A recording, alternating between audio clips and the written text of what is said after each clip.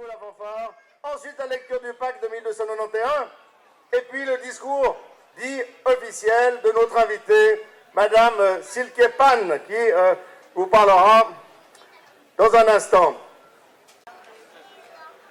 Mesdames, Messieurs, que vous dire sur Silke Pan? Elle a un parcours impressionnant, à la fois terrible, bien sûr, parce qu'un accident violent l'a mise dans une chaise roulante, mais elle n'a jamais baissé les bras. C'est une personne qui a une personnalité attachante, sympathique, et une volonté de faire. Depuis qu'elle a eu son accident, sans doute des moments qu'elle a vécu terribles, eh bien, elle se lance des défis les uns après les autres. Ces défis sont extraordinaires. Vice-championne du monde de handibike, record du monde de marathon, championne à 2 reprises successives du Giro d'Italie. Elle a 79 cols à son actif. Un film magnifique l'année passée sur la traversée des Pyrénées. Et également un film qui est en train d'être monté et qui a été tourné ces derniers jours alors qu'elle a parcouru 1000 km en Suisse et que, mesdames, messieurs, elle a traversé 30 lacs à la force de ses 2 bras. Alors cette personne à qui je vais passer la parole dans un instant, c'est une personne extraordinaire, comme je vous l'ai dit. On se connaît depuis de longues dates, épaulée, coachée par son mari qui l'aide justement à réaliser ces défis extraordinaires, qui s'implique aussi dans la vie aiglonne et je le remercie. Nous avons ensemble une petite histoire qui a été d'organiser Aigle-Berne en vélo avec une équipe de cyclistes et puis une récolte d'argent justement pour soutenir la recherche dans les exosquelettes qui pourraient peut-être un jour lui permettre de remarcher, de se déplacer par elle-même.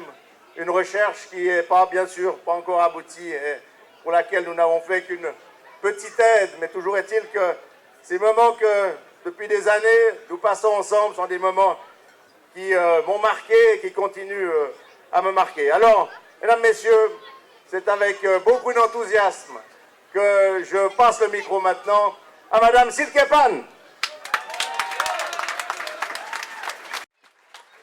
Bien chers tous, bonsoir, bonsoir. C'est un honneur pour moi d'être ici parmi vous aujourd'hui, le jour de la fête nationale. Merci d'être là, merci pour votre attention, pour votre chaleureux accueil. J'ai terminé ce gros défi que j'ai appelé le Tour des Lacs, ce Tour de Suisse, mardi après-midi à Lugano. Et je suis encore pleine de sensations et d'émotions et les yeux qui me brillent par rapport à tout ce que j'ai vécu et que j'ai vu. Et donc c'est aussi de ça que j'ai envie de vous parler.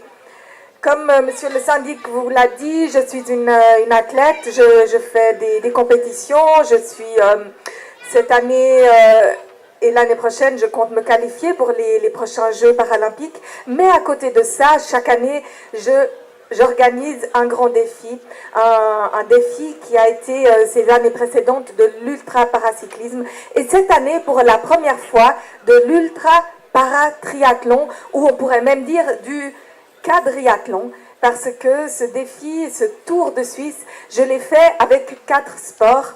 Il y avait 30 lacs à traverser, que j'ai traversé en Béliac. C'est un kayak couché, qu'on pourrait un petit peu apparenter à un hydrospeed. Et j'ai des gants palmés, je pousse en natation. Et à terre, c'était avec un handbike, donc un vélo à bras, et un fauteuil d'athlétisme. Donc ce fauteuil, peut-être vous avez déjà vu, un fauteuil, vous poussez sur les cerceaux. Donc 4 sports. Et souvent on me demande, mais pourquoi je fais ça? Pourquoi je fais ça? Est-ce que ça ne me suffit pas de faire des compétitions?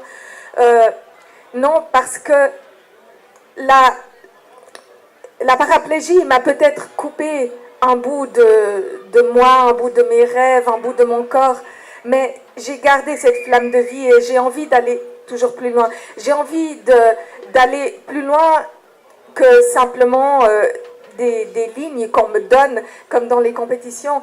Et j'ai besoin de cette stimulation, de me créer des objectifs, de me créer des challenges, parce que ça me permet de grandir à l'intérieur de moi, ça me permet de m'améliorer, ça me permet de devenir plus forte, meilleure dans mon sport et aussi à un niveau personnel.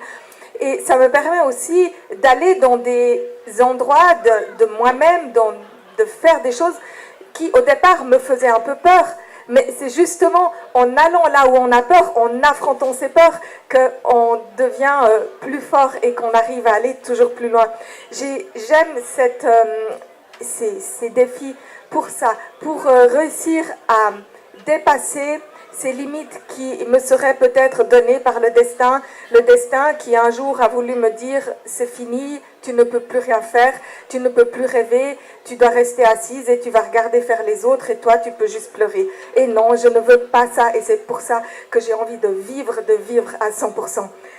Mon défi, je suis partie à Genève le 14 juillet, j'ai fait la traversée de la Rade, ensuite en handbike jusqu'à Ivoire et ensuite j'ai refait la traversée 11 km du lac Léman pour arriver à Rolle.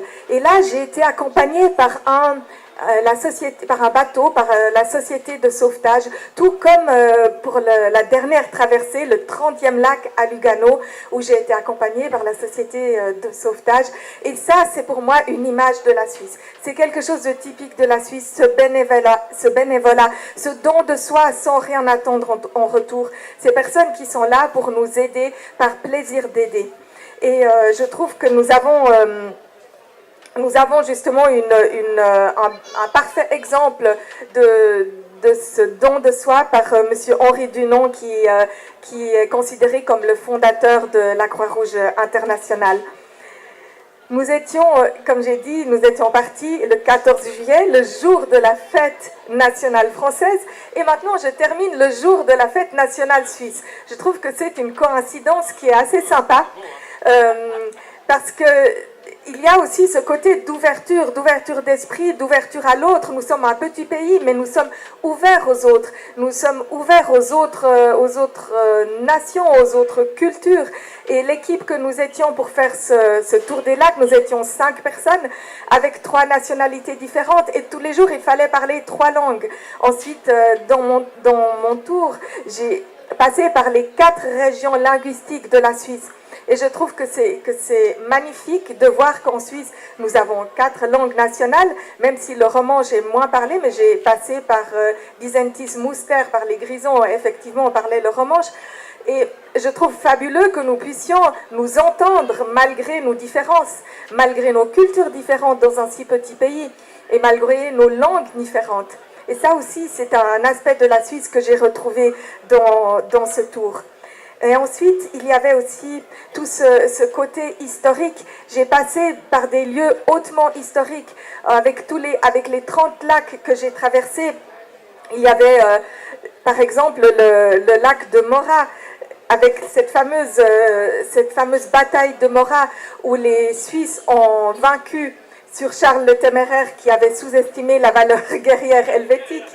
Et puis ensuite, nous avons passé dans la région alémanique, avec les lacs de Brienne, Slungen, Sarnen, le lac des 4 cantons, et le lac de Sempach, avec la fameuse bataille de Sempach, où notre Arnold de Winkelried s'est sacrifié pour permettre une victoire helvétique. Et dans ces lieux historiques, il y avait aussi le lac de Egerie, que j'ai traversé à la nage. Et là, nous étions à Morgarten avec cette fameuse victoire aussi des Suisses à Morgarten, la victoire des paysans sur la noblesse des princes et des chevaliers. Après ce passage-là, on commençait l'école alpin, donc j'ai fait l'ascension de 9 cols alpins, même 10. C'est pas un alpin, mais si on compte le Monte Ceneri à Lugano, il y a encore 10, c'est le 10e col. Et dans ces cols alpins, c'est vrai que là aussi, c'est toujours un effort de longue durée, surtout avec un handbike, un vélo à bras qui pèse plus lourd qu'un vélo de course, j'ai que les bras. Et puis, j'ai été aussi très touchée lorsque j'ai nagé dans le lac des Morts, qu'on appelle le lac des Morts, au sommet du col du Grimsel, parce que là, en fait, il y avait eu 800 soldats qui ont été 800 soldats des troupes du duc de Zeringen qui ont été jetés, noyés dans l'eau par les Hauts-Valaisans, qui avaient gagné la bataille de Ulrichen à ce moment-là. C'est un fait assez dramatique et heureusement qu'après toutes ces années, la vie a pris le dessus, mais j'avais quand même une pensée comme ça et j'étais très touchée de passer sur le chemin de quelques héros nationaux. En franchissant ces cols, il y a le col du Gothard, de Grimsel, le col du Susten. Il y a aussi des cols où Napoléon Bonaparte a passé. Et je trouve que c'est extraordinaire de se rappeler le patrimoine que nous avons dans notre pays, le patrimoine et la richesse historique, la richesse légendaire de tous ces héros qui ont vécu dans notre pays. Et dans ce que j'ai fait là aussi, il y avait, bien sûr, c'est un ultra triathlon. Et dans le sport handicap, cet aspect ultra est quelque chose qui est assez rare. Il n'y a pas beaucoup d'athlètes avec un handicap qui se lancent dans l'ultra.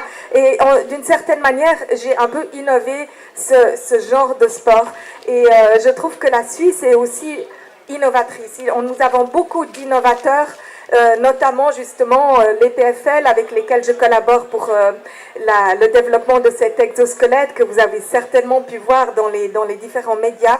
Et je trouve que c'est très beau de penser que nous sommes un petit pays, mais que nous avons énormément de têtes pensantes et de chercheurs et de personnes qui arrivent à créer des nouvelles choses.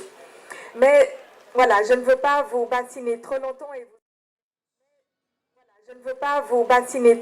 et vous ennuyer trop longtemps parce que je pense que vous êtes impatients de l'apéritif et des magnifiques feux d'artifice. Tout ce que j'ai envie de vous dire, vous savez, pendant 2 semaines de ce défi, j'avais l'impression de pédaler au milieu du paradis. Mais en fait, ce n'était pas le paradis, c'était simplement la Suisse, notre Suisse. Merci beaucoup.